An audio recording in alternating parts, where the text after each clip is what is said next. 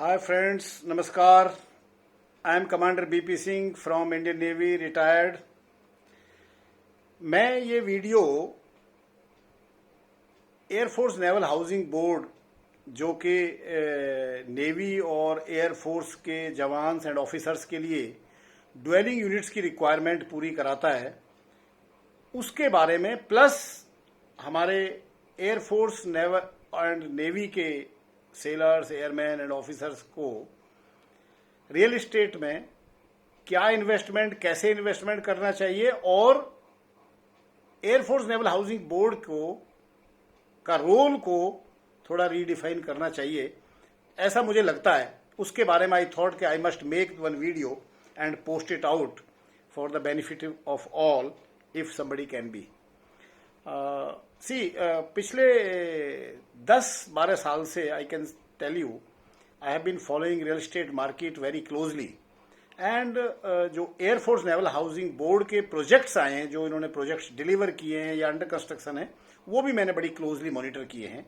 मुझे ऐसा लगता है कि एयरफोर्स नेवल हाउसिंग बोर्ड जब बना होगा उस टाइम इसकी जरूरत थी, बिकॉज प्राइवेट प्लेयर्स इतने नहीं थे, प्राइवेट बिल्डर्स इतने नहीं थे, गवर्नमेंट्स के इतने सेक्टर्स नहीं आते थे, इतनी हाउसिंग पे इतनी स्ट्रेस नहीं थी, तो हमारे इतनी इंफॉर्मेशन अवेलेबल नहीं होती थी।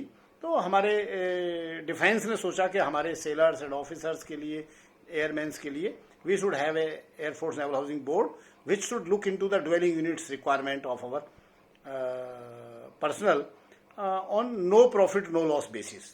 That was a very good gesture and they have delivered a good projects also, I must say.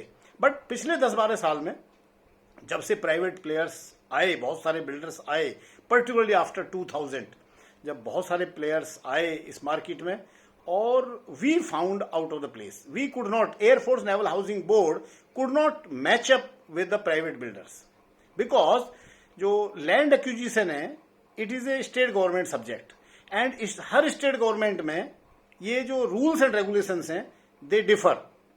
सो हमारे ऑफिसर्स जो एयरफोर्स नेवल हाउसिंग बोर्ड में पोस्ट होते हैं वो इतने दक्ष या इतने कुशल नहीं होते उन रूल्स में कि वो जमीन एक्वायर कर सकें या गवर्नमेंट से जमीन अलॉट करा सकें या उसकी सीएलयू ले सकें या सीएलयू लेने के बाद में पोस्ट सीएलयू उसकी कंस्ट्रक्शन के कॉन्ट्रैक्ट को मॉनिटर कर सकें, क्वालिटी को इंश्योर कर सकें।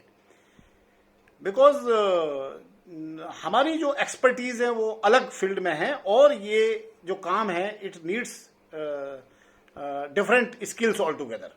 सो आई फाइंड दैट काफी हमारे ऑफिसर्स एंड सेलर्स जिन्होंने एयरफोर्स नेवल हाउसिंग बोर्ड में पिछले 10-12 साल पहले जो प्रोजेक्ट्स में पैसे डाले वो इतने अच्छे नहीं निकल पाए जितने होने चाहिए थे।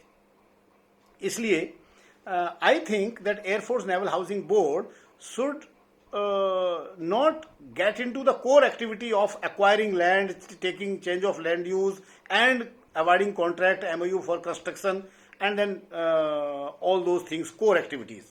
What they should do, there are a lot of players, lot of builders across the country. They should register the reputed builders and they should do the bulk deal discount. They should take bulk deal discount in the every command. They should go and explain to the officers and sailors and airmen that this is the project and it is coming up at so and so place and we intend buying 200-300 flats into this project, partial project from so and so builder at this rate. If people are interested they can book it and then we can monitor with this thing. RERA coming up in the picture now. RERA is a very effective tool which has straightened a lot of private builders. So I don't foresee that there should be any problem. We will get a very good deal if we want to buy the flat. Coming back to the plots, in fact flats अभी flats का जो story थी, except the Mumbai region, rest all other places it has failed. Flats are not appreciating anymore.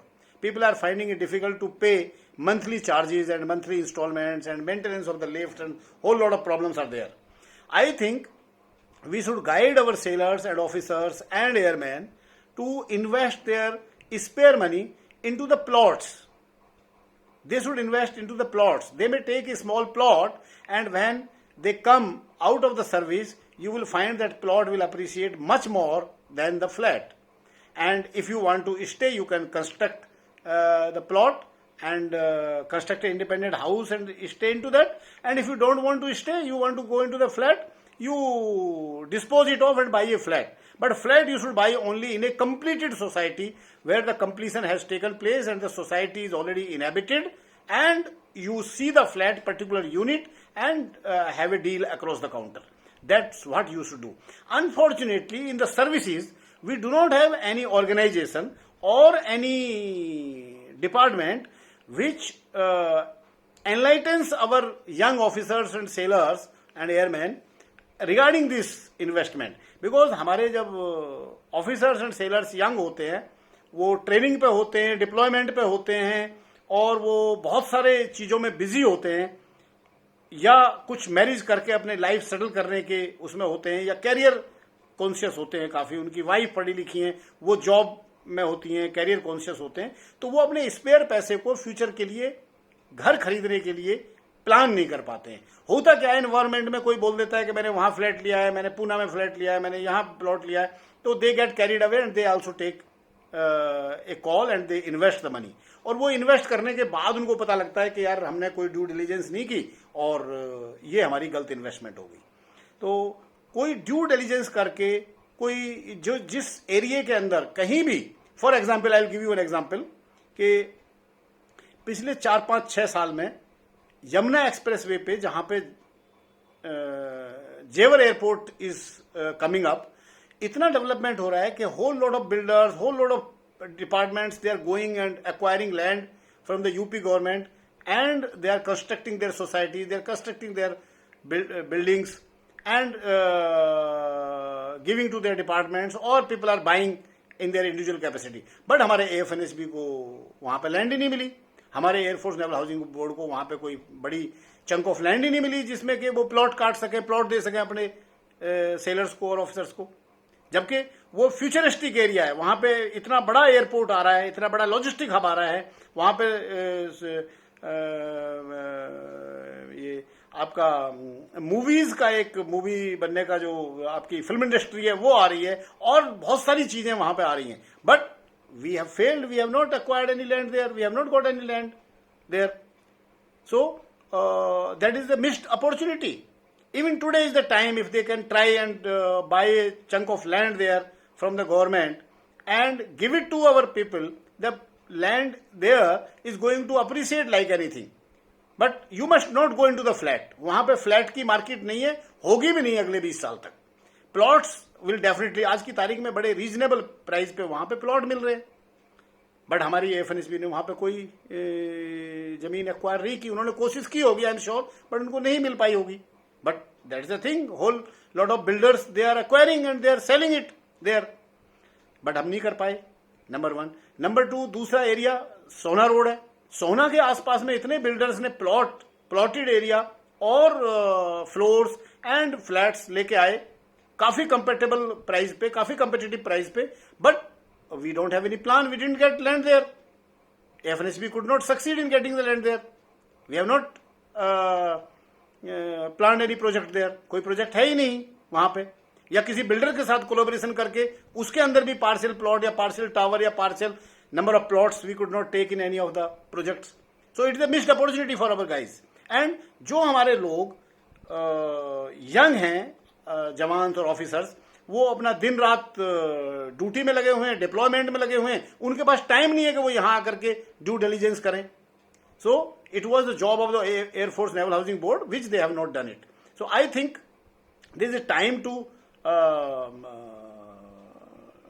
redefine the role of the Air Force Naval Housing Board, and we need to pursue or inculcate a environment within the service which should interface with the industry, and at various locations they should provide a due diligence and guide our guys to invest in the real estate, and so that they can be benefited. Because 20 साल बाद, 30 साल बाद जब बंदा बाहर आता है service से, उसको पता चलता है कि 2 बेडरूम का फ्लैट गुड़गांव में 1 करोड़ का है, 1.5 करोड़ का है, तो वो कहता है मेरे पास तो 1.5 करोड़ है ही नहीं।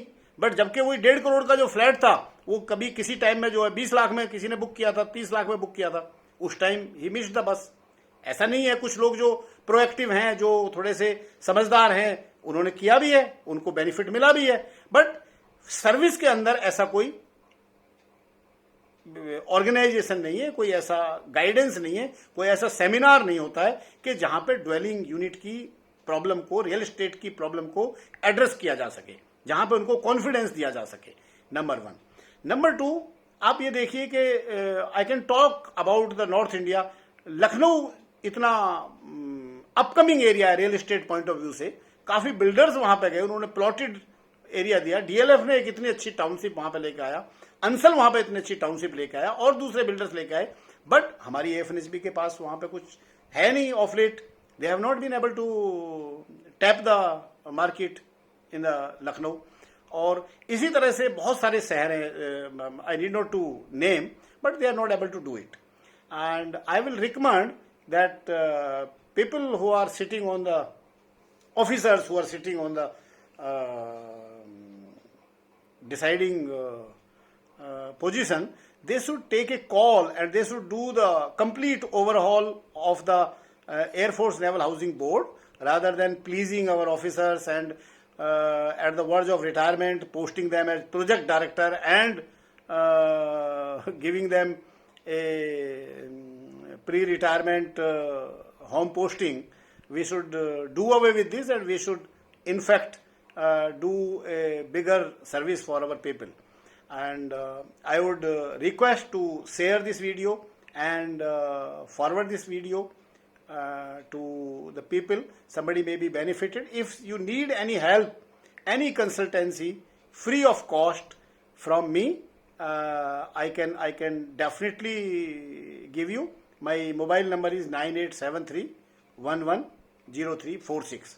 So if anybody wants in the Yamuna Expressway or Sona Road or Sonipat side or Lucknow, if you want any guidance, I will be more than happy to lend you and guide you if you are planning to invest. But definitely I would request the authorities to take a relook on the functioning of the Air Force Naval Housing Board. Thank you very much. Have a nice day.